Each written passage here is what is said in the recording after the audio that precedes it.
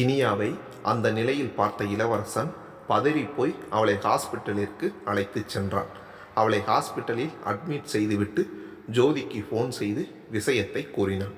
சிறிது நேரத்தில் வெளியே வந்த டாக்டர், ஒன்றும் இல்லை, கொஞ்சம் டிப்ரெஷனில் இருந்த மாதிரி இருக்காங்க, இன்ஜெக்ஷன் போட்டிருக்கேன், கொஞ்ச நேரத்தில் விழிச்சிடுவாங்க, நீங்கள் கூட்டுட்டு போகலாம், பட் கொஞ்சம் ரெஸ்ட் எடுக்க சொல்லுங்க என்றார். Okay doctor, thank you very much என்றவன் உள்ளே சென்று இனியாவை பார்த்தான். கண் விழிக்காமல் சோர்வாக படுக்கையில் இருந்தவளை பார்க்க முடியவில்லை அவனால். இதற்கு அப்புறமும் அவள் வீட்டிற்கு தெரியப்படுத்தாமல் இருப்பது நல்லது அல்ல என்று எண்ணியவன் ராஜகோபாலிற்கு ஃபோன் செய்தான். மாமா சொல்லுப்பா, என்ன இன்னும் நீங்கள் வீட்டுக்கு வரல என்று கேட்டார். மாமா, நான் சொல்கிறத கேட்டு டென்ஷன் ஆகாதீங்க, இனியாவுக்கு கொஞ்சம் மயக்கம் வந்துடுச்சு, பட் இப்போ நல்லா தான் இருக்கா என்றான். என்னப்பா என்ன சொல்கிற? மாமா, நான் தான் சொல்கிறேன்ல, என்னை கொஞ்சம் நம்புங்க, அவளுக்கு ஒன்றும் இல்லை, என் ஃப்ரெண்டு வீட்டுக்கு கூட்டிகிட்டு போயிட்டு வரும்போது கொஞ்சம் மயங்கிட்டான், ஒன்றும் பிரச்சனை இல்லை, நான் ஹாஸ்பிட்டல் கூட்டிகிட்டு வந்துட்டேன், டாக்டர் ஒன்றும் ப்ராப்ளம் இல்லைன்னு சொல்லிட்டாரு என்றான் அவரிடம். நிஜமா ஒன்றும் ப்ராப்ளம் இல்லையப்பா என்று பலமுறை கேட்டுக்கொண்டார். இல்லை மாமா, நான் கூட தான் இருக்கேன், இல்லை நான் பார்த்துக்கிறேன், இன்னும் ஒரு 1 ஹவரில் நாங்கள் வீட்டில் இருப்போம் என்றான் அவரிடம். எந்த ஹாஸ்பிட்டல் சொல்லுப்பா, நான் வர்றேன் என்றான். இல்லை மாமா, அதெல்லாம் வேண்டாம், ஜோதிக்கு ஃபோன் பண்ணி இருக்கேன், அவங்க வர்றேன்னு சொன்னாங்க, நாங்கள் 2 பேருமே கூட்டிகிட்டு வந்துடுறோம், நீங்கள் ஒரி பண்ணிக்காதீங்க என்றான். நான் தான் 1 ஹவரில் வந்துடுவேன்னு சொல்கிறேன். இல்லை சரிப்பா, சீக்கிரம் வந்துடுங்க என்றான். சாரி மாமா, காலையிலே நீங்கள் அவளை அனுப்ப தயங்கினீங்க, நான் தான் இருந்த அவசரத்தில் கவனிக்காமல் விட்டுட்டேன். என்னாச்சு மாமா என்று கேட்டான் அவரிடம். காலையில் நியூஸ் பேப்பரில் ஒரு நியூஸ் படித்தா, அதில் இருந்து ரொம்ப அப்செட்டாக இருந்தா, ரொம்ப எமோஷ்னலாக ஆகிட்டா, இனியா ரொம்ப சென்சிட்டிவா மாமா, அதான் இப்படி மயக்கம் வந்துடுச்சு மாமா.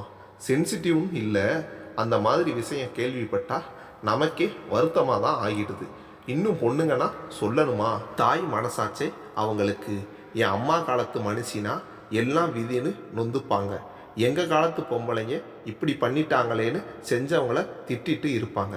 இப்போ இருக்கிறவங்க பிள்ளைங்க நல்லா படிச்சிருக்காங்க, அவங்களுக்கு எல்லாம் தெரியும், அவங்க இதெல்லாம் விதின்னு எடுத்துக்கிட்டு போய்கிட்டு இருக்க மாட்டாங்க, அவங்களுக்கு இந்த சமூகத்து மேலே தான் கோபம் வரும் என்றால் ஆயாசமாக கோபால்.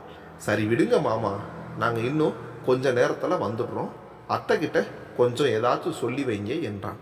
அவகிட்ட என்ன சொல்கிறதுன்னு தான் தெரியலை. இப்போ இனியாவுக்கு ஒன்றும் இல்லையில என்றார் திரும்ப. சரி மாமா விடுங்க, நீங்கள் அத்தைக்கிட்ட ஒன்றும் சொல்ல வேண்டாம், சொன்னாதான் அத்தை டென்ஷன் ஆகிடுவாங்க, நேரில் இனியாவை நல்லா கூட்டிகிட்டு வந்துட்டு அப்புறம் சொன்னால் அந்த அளவுக்கு பயப்பட மாட்டாங்க என்றான். அவருக்கும் அதுவே சரியாகப்பட, சரிப்பா சீக்கிரம் வாங்க என்றார் ராஜகோபால். ஃபோனை வைத்துவிட்டு அவள் முகத்தையே பார்த்து கொண்டிருந்தான்.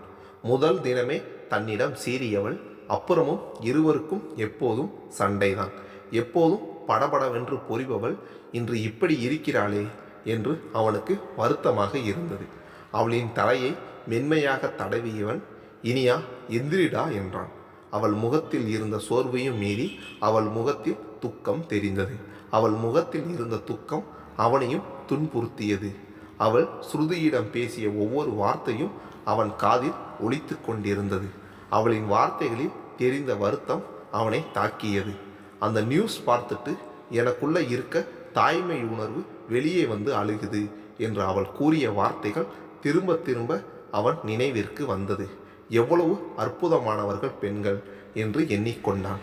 அவள் கையை பிடித்து, எழுந்து வாடா, உன்கிட்ட நிறைய சண்டை போடணும், எனக்கு ஈடா நீ என்ன திட்டணும், சண்டை போடணும், நீ அப்படி இருந்தாதான் எனக்கு பிடிக்குது, உன்னை இப்படி பார்க்க பிடிக்கலை என்றான் மெதுவாக.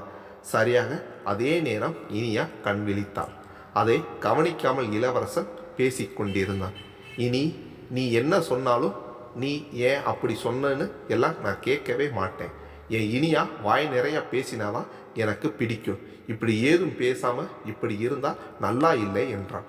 அவன் பேச்சில் லேசாக சிரித்த இனியா அவன் கைப்பிடியில் இருந்த அவள் கையை லேசாக அசைத்தாள். இளவரசன் உடனே அவள் முகத்தை பார்க்க அவளோ சிரித்தாள். என்னடா என்றான். தேவையில்லாமல் வாக்கு கொடுக்காதீங்க என்றாள். இளவரசனுக்கு ஒன்றும் புரியவில்லை. என்ன?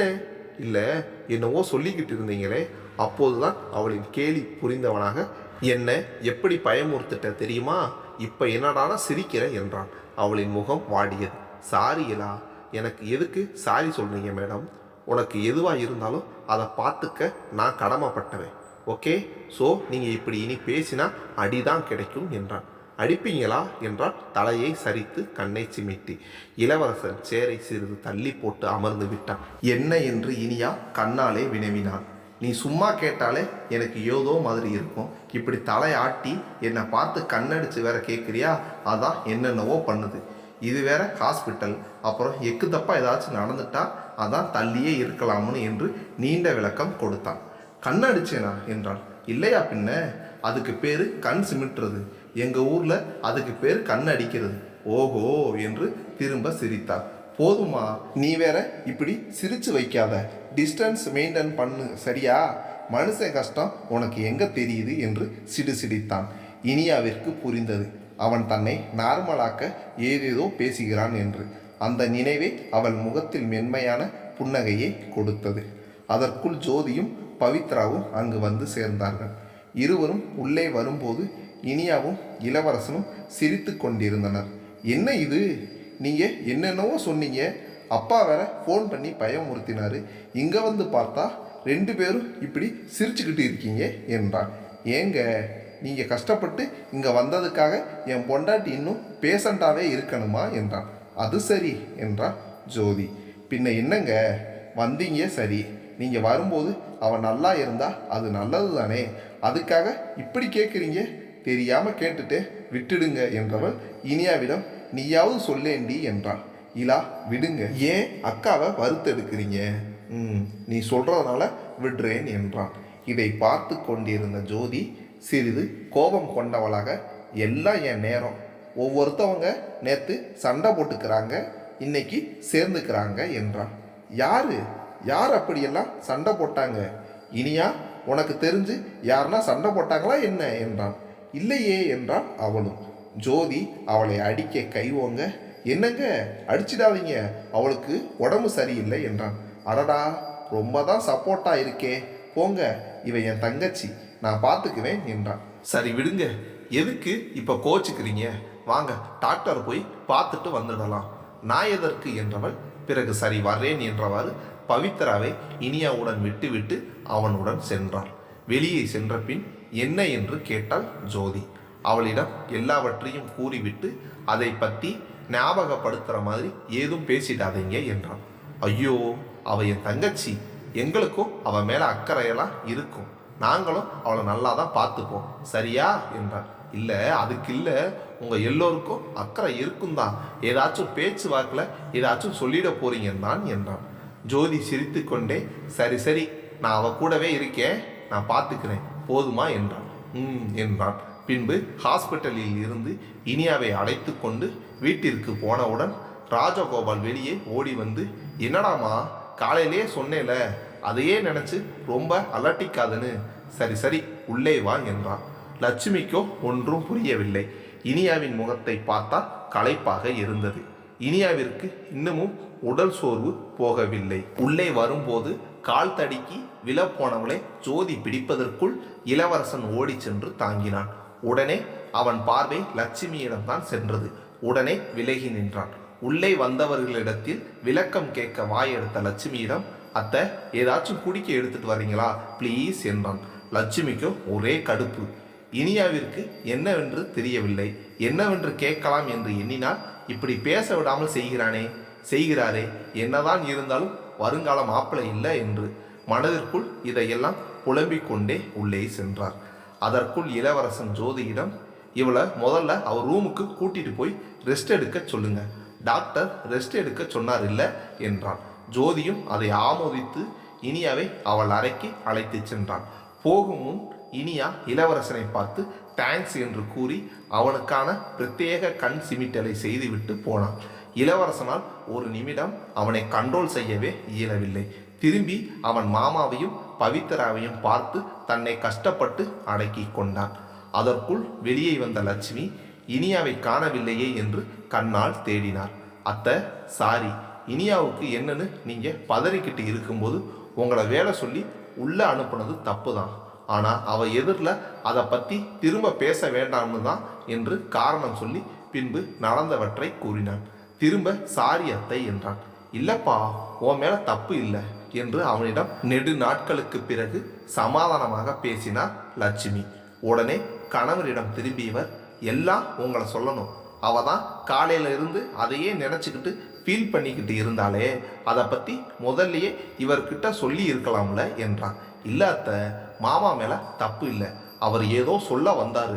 நான் தான் சுருதி நேற்றும் சூசைட் பண்ண ட்ரை பண்ணான்னு சிவா சொல்லி ஃபீல் பண்ணதில் நானும் அப்செட்டில் இருந்தேன். அதில் மாமா சொல்ல வந்ததை கவனிக்காமல் இனியாவை கூட்டிகிட்டு போயிட்டேன். என் மேலே தான் தப்பு என்றான்.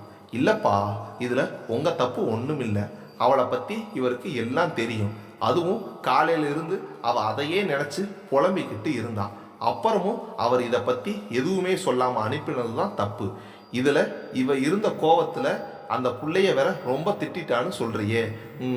ஆமாதான், ஆனால் இப்போ நினச்சி பார்த்தா ஸ்ருதிக்கு இப்படி ஒரு ஷாக் ட்ரீட்மெண்ட் தான் தேவைன்னு நினைக்கிறேன். நாங்கள் எல்லாம் அவள் அதில் இருந்து வெளியே வரணும்னு அவகிட்ட கெஞ்சி கொஞ்சி சொல்லி பார்த்தோம். ஆனால் அதில் அவள் ரொம்ப வீக் ஆகிட்டான்னு நினைக்கிறேன். இன்னைக்கு இனியா பேசுனதுல அவளுக்குள்ள ஏதோ சேஞ்ச் இருக்கும் தான் நினைக்கிறேன். பார்க்கலாம் என்றான் இளவரசன். பின்பு அவன் கிளம்புவதற்கு முன் லட்சுமியிடம், பார்த்துக்கோங்க அத்தை, பார்த்துக்கோங்க என்று திரும்ப திரும்ப சொன்னான். அவரும் சளைக்காமல் சரி என்று கூறினார். பின்பு அவன் கிளம்ப எத்தனித்தான். மனமே இல்லாமல் அவன் கிளம்புவதை பார்த்த ராஜகோபால் அவனிடம், ஏதோ டேப்லெட் கொடுத்தாங்கன்னு சொன்னியே, அதெல்லாம் என்ன ஏதுன்னு கொஞ்சம் வந்து விவரம் சொல்லிட்டு போயேன்ப்பா. ஜோதிதா இனியா ரூமுக்கு எடுத்துட்டு போயிட்டான்னு நினைக்கிறேன், வாயேன் என்றான். சரி மாமா என்றான் உற்சாகத்துடன். லட்சுமியும் இதையெல்லாம் கவனித்து கொண்டுதான் இருந்தான். லட்சுமி, என் மொபைல் நம்ம ரூமில் வச்சிருக்கேன், அந்த கேசவங்கிட்ட பேசணும், அதை எடுத்துட்டு வாயேன் என்று மனைவிக்கு அழகாக ஒரு வேலை கொடுத்து விட்டு தன் மருமகனுடன் மாடிக்கு செல்லும் கணவரை பார்த்து தலையில் அடித்து கொண்டு தன் அறைக்கு நுழைந்தார் லட்சுமி.